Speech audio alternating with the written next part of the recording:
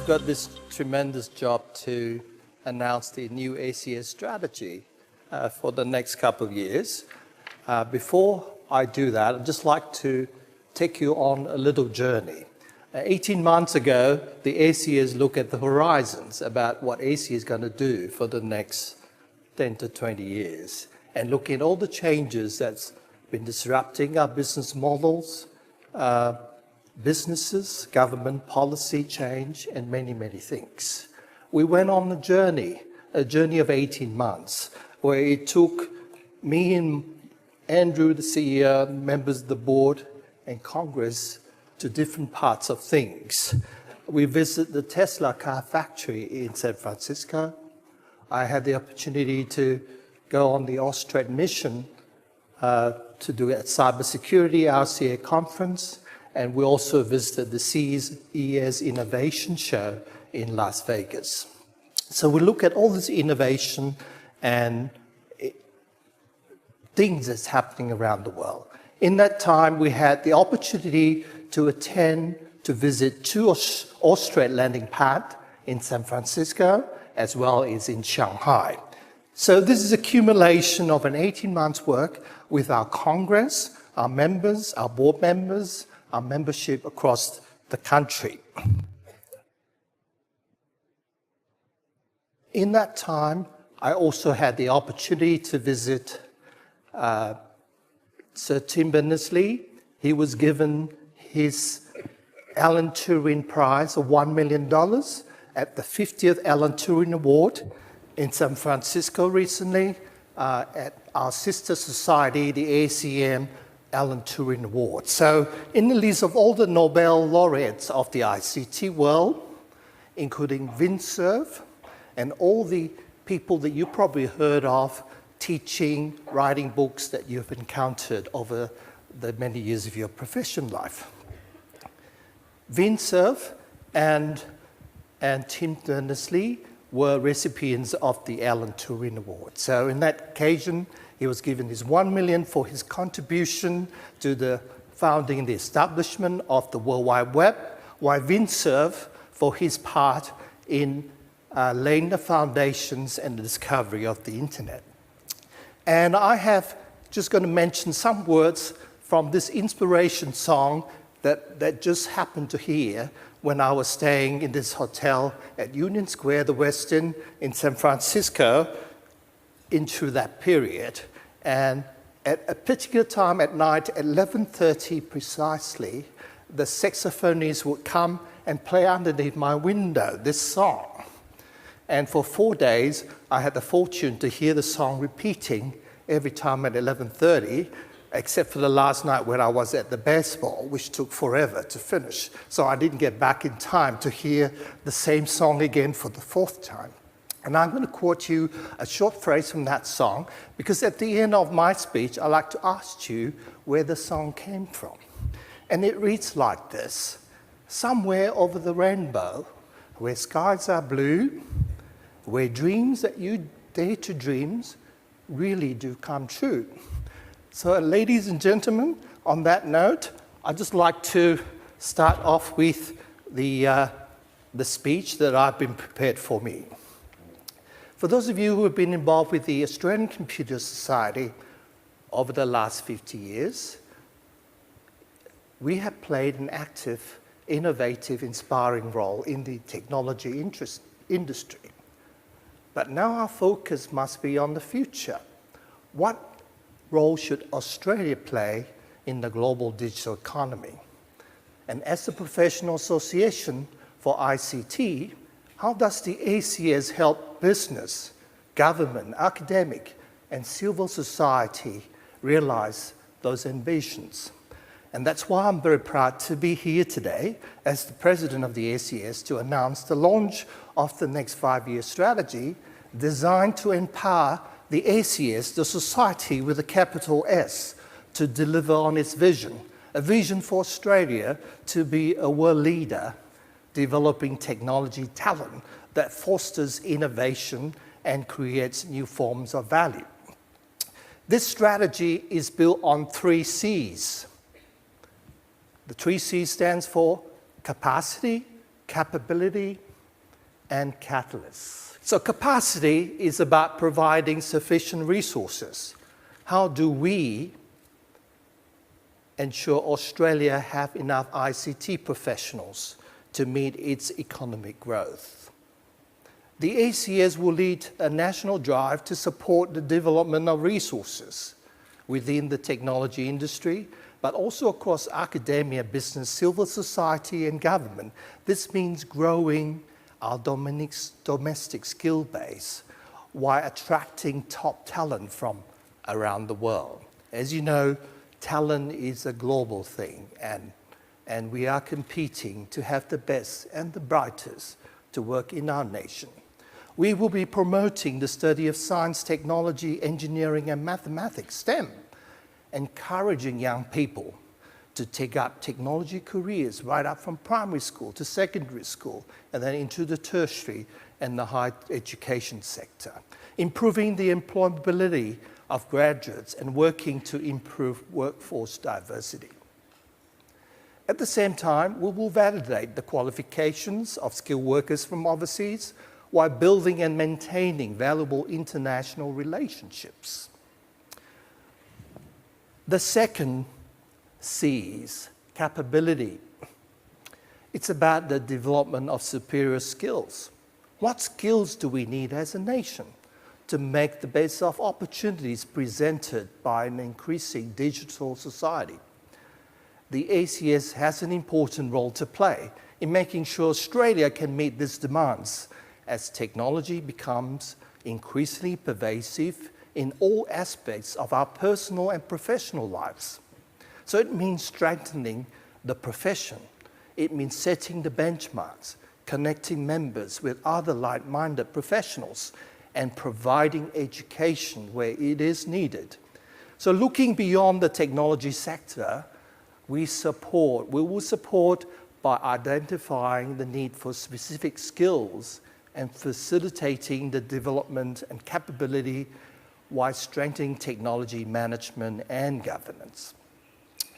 The third C is perhaps the most exciting because we have never done this before, and none of our sister societies around the world are even at this stage. So I'm very pleased to look at empowering catalysts. Catalyst is about sparkling innovation. How can businesses and government use technology to transform processes and reimagine customer experiences? So the ACS will work to establish Australia as a global benchmark for the use of new technologies, driving economic growth while minimizing the impact of threats like cybersecurity. ACS throughout history, 50 years, has played a major role in the IT industry, not just in Australia, but globally. And through our global activities and collaboration, we play an active role in SIAC and the International Federation for Information Processing, IFIP, which was established nearly 60 years ago under the auspices of UNESCO.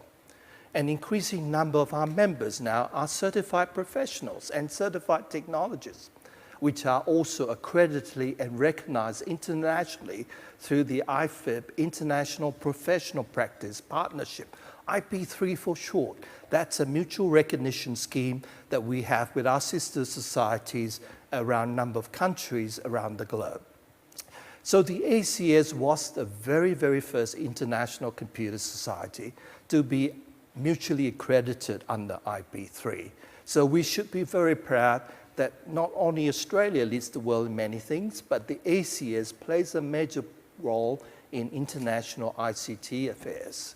ACS certified professional also subscribe to a code of ethics, a code of professional practice, and professional development requirements. So as an ACS is also a member, if you don't already know, of the Australian Council of Professions. What does that mean? That we come under an ACS professional standard scheme, which gives ICT professionals legal recognition, ladies and gentlemen, on the same level as engineers, accountants, and solicitors. The scheme has been approved by the Professional Standards Council and complies with federal and state legislation that protect members of recognized occupation associations such as the ACS by limiting their professional liability. Also in August this year, the Honourable Dan Tehan, Minister assisting the Prime Minister on cybersecurity, unveiled the new ACS Certified Professional Certification on Cybersecurity on Certified Professional and Certified Technologies, bracket cybersecurity. The certification was advocated for by Alistair McGibbons, who's the Special Advisor to the Prime Minister on cybersecurity. I remember 12 months ago where he approached the ACS to help to allow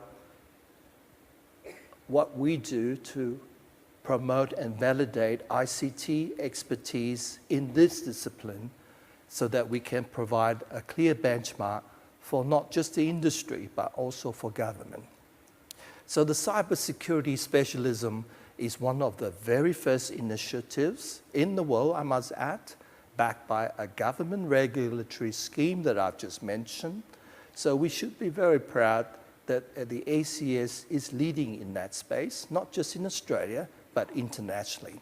So recognizing the importance of our profession in enabling productivity across the economy, we also, this couple of weeks ago, launched an electronic book called A Vision Splendid, A History of Computing in Australia, celebrating 50 years of Australia's contribution to the ICT space. So today I'm pleased to release the next chapter of this book, electronic book, which covers the future vision that I have just shared with you. So just last month, in enabling this new strategy, ACS announced new advisory committee arrangements to deliver on the strategy promise of leveraging our knowledge capital for amongst our ACS members. 100 subject matter experts are now going to help us shape and inform positions across such diverse areas as professional standards, diversity, education, technical areas of blockchain, the Internet of Things, data sharing, artificial intelligence, and cybersecurity. So from a national perspective, we will be influencing the national agenda. We will be helping to develop research and development links with businesses and supporting the commercialization of technology within target sectors. So looking beyond these shores, we shine a light on Australia as a competitive destination, the adoption of leading-edge technologies from around the world. ACS has always advocated that there are 3 significant pillars to support efforts in our economy to improve our value chain and deliver high-paying jobs. A very strong financial service sector, cybersecurity capability that builds on trust, and high-level STEM skills in the education system. So in this year's issue of the Australian Digital Pulse, we highlighted how ICT services exports now increased by 12% to $2.8 billion in 2015 to 2016. We also advocated the importance of building digital economies and communities to facilitate collaboration and innovation as a policy priority. We understand that jobs growth in an economy transition to digital and knowledge services will be driven from and within the innovation and startup community. The ACS is very committed to play its part in growing these digital communities with advanced, enhanced services for our members with our investment in a new digital business strategy platform. In July this year, our Tasmanian branch relocated to new premises in Hobart and Launceston in partnership with Startup Hub Enterprise Space. Our New South Wales branch and National Secretariat will be next, moving to modern collaborative workspaces in Barangaroo, where our current lease expires later in the year. This includes shared spaces, including capacity for our members to demonstrate new products, crowdsource new ideas, or even to pop in for meetings. The new premises will be fitted out with the latest audiovisual technology and have been designed to foster a sense of community among members and staff. And this facility is due to open in early 2018.